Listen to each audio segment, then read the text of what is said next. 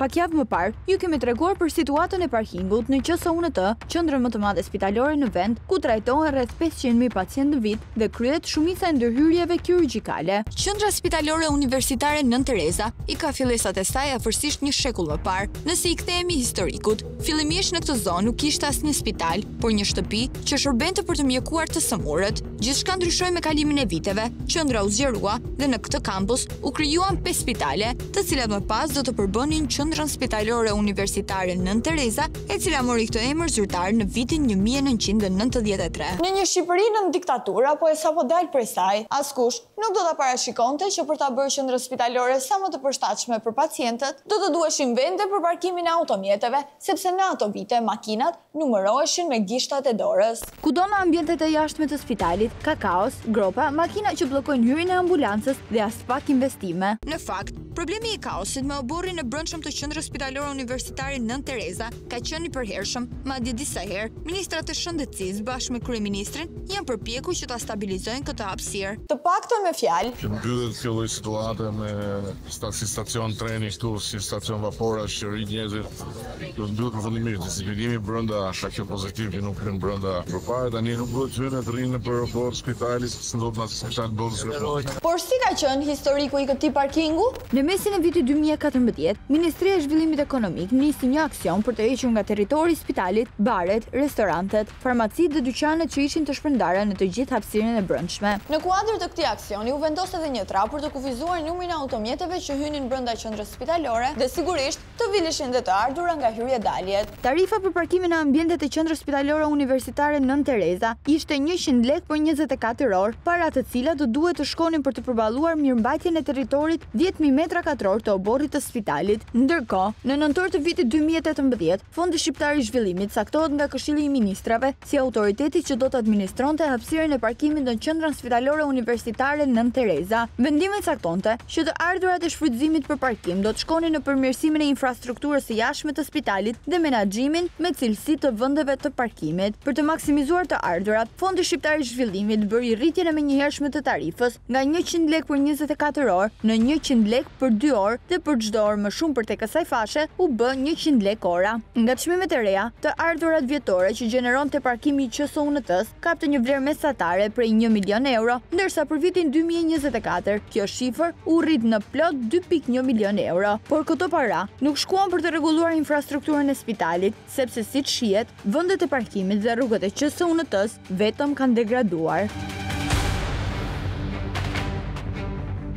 Ndërkohë, autoritetet u kujtuan vetëm disa muaj më parë për të investuar në ndërtimin e një parkingu në qendrën spitalore më të madhe në vend, pas plot 3 dekadash. Një investim dorë, gjithë që ka jashtë perimetrit godinave tjetë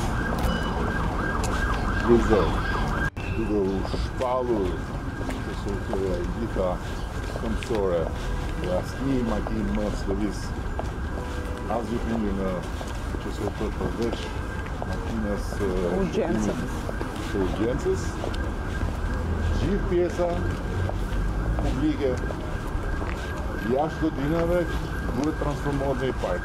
Duhet jetë tamam xhenet. Dhe a e dini se sa do të kushtoj ky investim? Plot 14.2 milion euro, pra një parkim me kate mbi toksore dhe jo nën toksore me 1400 vende do të kushtoj 14 milion euro ose 10.000 euro për një vend parkimi. Për ta kuptuar më mirë, le të bëjmë një llogari të thjeshtë. Nëse do të marrim kostën e ndërtimit të pallateve dhe jo atë të parkimeve që harton endi kombëtar i banesave dhe Instituti i Statistikave, që është 390 euro për metër katror, dhe duke llogaritur për masat e një vend parkimi 20 metra katror, do të rezultonte që kosto për një vend nuk shkon më shumë se 8.000 euro. Madje, në objektet rezidenciale në Kashar, zonën e Freskut dhe Astir, çmimi i një vend parkimi në shitje varion nga 8.000 euro deri në 12.000 euro. Dhe mos harrojmë që kosto për parkimet nën toksore është më e lartë. Ndërtuesi ka brenda çmimit edhe vlerën e tokës që ka bler plus fitimin. Por me këtë çmim kaq të lartë, duhet të sqarojmë se ne si taksa pagues kemi qenë vërtet me fat fal kompanisë Rosa Lillari, fituese e tenderit, e cila dha një ofertë 5.8 milion euro më të ulët se fondi limit, ndërsa llogaria që kishte bërë Fondi Shqiptar i Zhvillimit ishte për të kontraktuar punimet të ndërtimit të parkimit me vlerë 20 milion euro me ose 14.000 euro për një vend parkimi. Ne nuk dim nëse ndonjë agjenci mbikëqyrëse ka ngritur ndonjëherë shqetësimin për vlerat e larta të fondit limit që harton Fondi Shqiptar i Zhvillimit, pasi nga aty nisin shkeljet. Por kjo është një tjetër histori. Ndaj të kthehemi aty ku e lam. Vendimi i Këshillit të Ministrave përcaktonte se 45% të ardhurave do të shkonin për të investuar në infrastrukturën e parkimit në këtë spital. Ndaj të gjithë mund të mendonim se duke qenë se fondet janë të siguruara nga pagesa ndër vitet të mjeteve që hynin në QSUNT,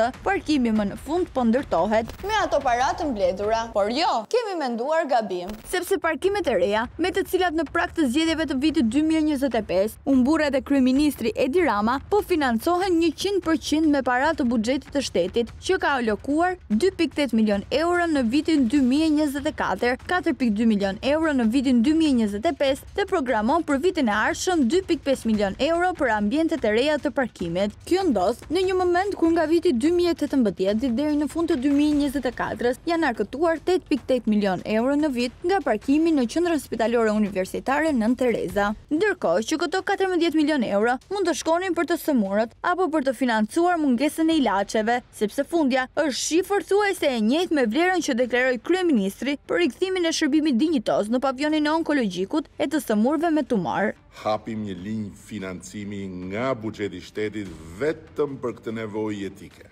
duke futur 15 milion euro ekstra në shërbim të pacientëve të onkologjikut. Po ku kanë shkuar paratë e parkimit? Çfarë ka ndodhur me to? Siç e treguam pak më herët, 7 vite më parë, Këshilli i Ministrave ngarkoi për menaxhimin dhe mbledhjen e tarifave Fondin Shqiptar të Zhvillimit, i cili ngarkon për të menaxhuar parkimin një tjetër agjenci e cila ngrihet në funksion enkas për menaxhimin e parkimit. Agjencia e Mbështetjes Ekonomike. Pra për ta kuptuar qartë, një tjetër godin që do të paguhet me parat tona, të tjerë punonjës, të tjerë drejtues dhe sigurisht dhe një borxh që paguhet për të marrë vendime. Dhe kush do të ishte kryetari i këtij bordi? E kush tjetër përveç drejtorit të Fondit Shqiptar të Zhvillimit, zoti Dritan Agolli. Kjo agjencia mbështetjes ekonomike me kryetar bordi Agollin në vitin 2018 lidhi një marrëveshje me Qendrën Spitalore Nën Tereza, ku ra dakord që 42% e të ardhurave të parkimit të shkojnë për investime në infrastrukturën e brendshme të spitalit, vend parkimet, trotuaret, ambientet e gjelbërta, ndriçimi rrugor, duke përfshirë dhe investime madhore dhe 3% për edukimin e stafit të QSUNT-s. Por në të vërtetë, këto para kanë shkuar për të paguar pagat e punonjësve të Agjencisë së Mbështetjes Ekonomike me plot 1 milion euro në vit. Po gjithashtu